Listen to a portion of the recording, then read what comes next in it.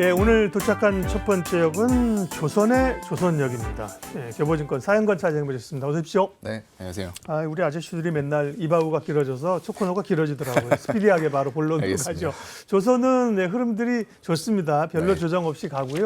오늘도 조선주가 전반적으로 다 올랐는데 그중에 삼성중공업이 강했고요. 맞아요. 하나오션, 삼성중공업이 특별히 좀 주목을 받는데요. 네, 이 두 기업, 그다음에 조선업의 상승 배경부터 말씀해 주십시오. 네, 조선업의 상승 배경은 명확합니다. 실적이죠. 네, 일단은 실적이 네. 잘 나오고 있기 때문에 그런데 실적이 안 나오는 업체도 있기는 있어요. 네. 근데 조선의 흐름에 같이 물결이 가다 보니까 올라가는 기업들도 있습니다.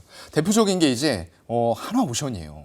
하나오션 같은 경우에 지금 2분기에 한 300억 정도 영업이익 적자가 예상이 된다라는 리포트가 나왔고요. 연간으로 봤을 때는 영업이익이 한 1,500억 정도 적자가 날 것 같다라고 얘기를 합니다. 그래서 빠르게 돌아선 기업들은 지난 2분기 때부터 돌아선 기업들도 있어요. 이미 손익분기점을 달성을 했는데 이런 하나오션 쪽은 하나로 편입이 되긴 했지만 그래도 아직까지는 실적의 개선이 조금은 천천히 가고 있다라는 부분들일 것 같고요. 수주 목표도 지금 며칠 전 기준으로 봤을 때 한 15% 정도 밖에는 아직은 못 채운 상황이에요.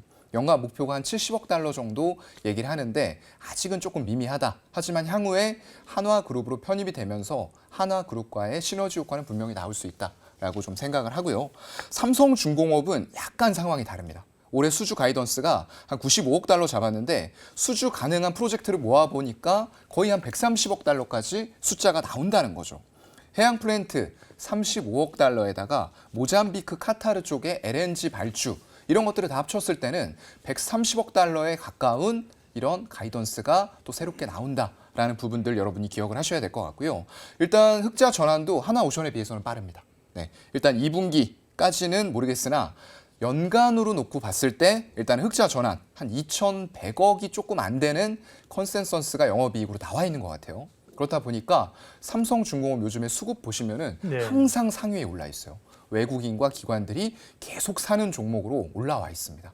그래서 이런 쪽을 좀 보셔야 될 것 같고요. 일단 결국에는 매출액 증가도 되고 있지만 고선가, 고부가가치선 이런 LNG 쪽에서 발주가 나오고 있고 그걸 수주를 잘 해내고 있는 우리나라 기업들의 주가 흐름은 계속적으로 좋다. 하지만 약간은 조금 차별화시켜서 봐야 될 기업들도 있다. 이 정도로 이해를 하시면 될 것 같습니다. 삼성중공업은 저희 예지투에서 아주 초반에 오래전에 얘기를 했었는데요, 그죠? 주가 많이 올랐고요. 하나오션은 이제 오늘 신영의 엄경화 위원이 이제 좋긴 한데 밸류가 좀 많이 올라서 네. 부담스럽다 이런 얘기가 실적으로 나와서 봤을 때는요. 윗꼬리를 네. 좀 달긴 했습니다.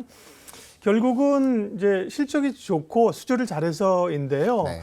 중국하고의 경쟁에서 어쨌든 점유율 부분에서 보면은 우리가 또 점유율이 좀 밀리고 있다는 기사가 있는데요. 이거는 뭐 우리가 고부가 가치 선종을 많이 수주하니까 크게 신경을 안 써도 되는 뉴스인가요? 근데 그렇게 좀 이해를 해도 될 것 같아요. 왜냐하면 예전에 일본에서 원래는 조선업이 굉장히 한국으로. 성행을 했었죠. 네. 근데 그게 한국으로 왔고요. 네. 또 한국에서 중국으로. 중국으로 옮겨가는 네. 이런 추세가 어쩔 수 없이 만들어지고 있는데 그 과정에서 점유율이 사실상 30% 정도 차이가 난 걸로 뉴스에 나왔거든요. 네. 그런데 전체 발주한 것들을 보면은 중국이 95척 중에서 71척을 가져갔어요. 예. 그렇다고 하면 80%입니다. 그런데 점유율로는 30%밖에 차이가 안 나네라는 부분들은 결국에는 아까 말씀드렸던 LNG 운반선이라던가 이런 쪽들에서 고부가가치선들이 많기 때문에 그리고 3년치 이상의 일감이 각각의 기업들에 다 쌓여 있다는 거죠. 네. 그렇다 보니까 예전처럼 저가 수주 무조건 아닙니다. 그래서 돈이 되는 것만 우리가 수주를 하겠다라는 선별적인 전략을 쓰고 있는 것도 좀 영향을 미쳤다라고 보이고요. 그리고 작년 상반기 보게 되면 4년 만에 우리가 뺏겼던 중국의 점유율 1위를 잠깐 탈환하기도 했었습니다. 하지만 점유율로 보시는 것보다는 전체적으로 봤을 때 얼마나 고부가가치선을 많이 수주를 해올 수 있느냐. 그걸 가지고 우리가 결국엔 향후에 발주가 나온다고 하더라도 중국과의 기술 격차가 이렇게 있기 때문에 고부가가치선은 아직도 한국의 선사들로 발주를 하는구나. 이렇게 이해를 하시면 될 것 같습니다. 네, 기자재 얘기 좀 하겠습니다. 자동차 같은 경우는 실적이 엄청 좋은데도 자동차 완성차가 못 가니까 네. 부품주들이 그럼 우리라도 갈게 맞아요. 부품주가 가는데 네. 조선 업체들이 워낙 실적도 좋고 주가도 잘 가니까 너무 좋아요. 기자재들이 그죠? 힘을 못 씁니다. 뭐 쫓아가긴 쫓아가지만 이렇게 네. 자동차 부품처럼 압도하면서 가지는 맞아요, 못하는 맞아요. 분위기인데요. 네. 기자재 포인트 좀 알려주십시오. 일부 뭐 HSD 엔진 이런 쪽들은 주가가 정말로 끊임없이 올라가고 네, 있는데 거기 뭐 맞아요. 인수 이슈 이런 것도 좀 있었고 대부분은 그래도 조선주의 상승보다 주목을 상대적으로 못 받고 있는 예. 것 같아요. 그래서 이런 쪽들도 결국에는 뭐 태광이나 성광밴드 같은 피팅 업체들이 있을 거고요. 한국카본이라던가 동성화인텍 같은 LNG 본행제 이런 업체들이 있을 거예요. 그래서 결국엔 이겁니다. 이만큼 수주를 한국 조선사들이 많이 받고 있는데 니네는 수주 잔고 얼마나 쌓여 있니? 그리고 앞으로 얼마나 할 것 같니? 이게 결국에는 가장 중요한 키포인트가 될 것 같고요. 그런 관점에서 봤을 때는 일단은 태광 쪽은 2분기 수주액이 한 780억 정도 굉장히 많이 하는 겁니다. 거기다 연간으로 봤을 때 3천억을 넘길 것 같아요. 이게 조선업이 한창 호황인 2014년도 이후로 처음 보는 3천 고지예요. 그만큼 그때만큼 이상의 파급력이 지금 조선업계에 나타나고 있다라는 흐름들을 이런 기자재 업체, 피팅 업체의 네. 수주 잔고로 꼭 체크를 하고 넘어가셔야 될 것 같고요. 성광밴드는 1분기에 사실 좀 실망감이 있었어요. 그래서 주가도 태광하고 성광밴드 두 개 다 열어놓고 보시면은 성광밴드는 계속 못 올라갔어요. 성광 밴드인데 밴드라 그러시는데 밴드, 예. 밴드만 이거 밴드 성광밴드입니다. 성광밴드. 네. 네, 옛날에 성광밴드라고 음악 밴드 해야죠. 하시려고 그랬었죠. 네, 맞습니다. 제가 발음이 좋은 편인데 밴드라고 했네요.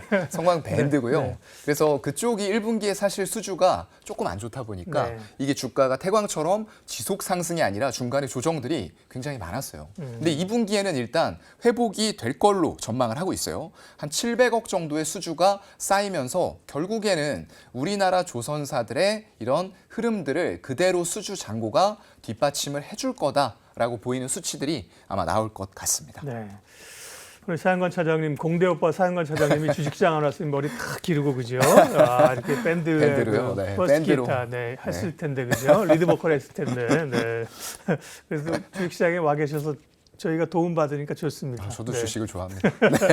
그러면 사실은 2차 전지, 반도체 이런 쪽은 좋다고 하면서도 꽤 흔들거림이 있는데요. 네. 조선주는 사실 올 상반기에 좋다 그러면서 지속적으로 계속 올라갔어요. 맞아요. 별로 조정다운 조정도 없이. 네. 조선주 전반적으로는 지금 관점에서도 전체를 통틀어서 얘기하는 겁니다. 네. 매수해도 괜찮은 시점입니까? 저는 괜찮다고 봐요. 그렇군요. 그래서 너무 조정을 네. 깊게 오는 조정을 기다리다가는 이거 매수 못하고 또 올라갔을 때 살까 말까 또 고민하실 수 있거든요. 그냥 지금부터 분할로 매수를 하셔도 괜찮다라고 네. 볼 정도로 일단은 수주 상황이 너무나 좋고 신조성과도 LNG, 운반선 이런 쪽들이 지금 계속 올라가면서 한 척당 2억 6천만 달러를 넘기고 있어요. 네. 근데 이건 사상 최초입니다.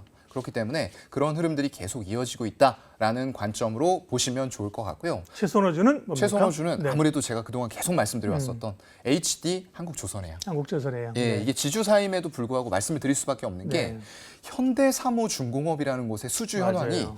너무나도 좋아요. 비상장인데. 근데 그쪽이 워낙 비상장이라 살 수가 좋으니까. 없잖아요. 맞아요. 그렇다 보니까 이걸 지분으로 가지고 있는 HD 한국조선해양. 거기다가 이 현대사모중공업만 가지고 있느냐? 아니에요. 지금 HD 현대중공업의 지분도 가지고 있죠. 거기다가 현대미포조선. 이거는 이제 선종 자체가 좀 다르기 때문에 빠르게 인식들이 수주로 될 수 있다라는 또 장점을 가지고 있거든요. 예. 그런 관점으로 봤을 때는 향후에도 이 HD 한국조선해양과 그 밑에 갈려 있는 조선사들이 전반적으로 수주 현황들이 굉장히 좋습니다. 빠르게 앞서 나가고 있고요. 그 결과로 지난 이미 2분기, 3분기 때 BEP로 빠르게 전환하는 모습들을 가장 먼저 보여줬어요.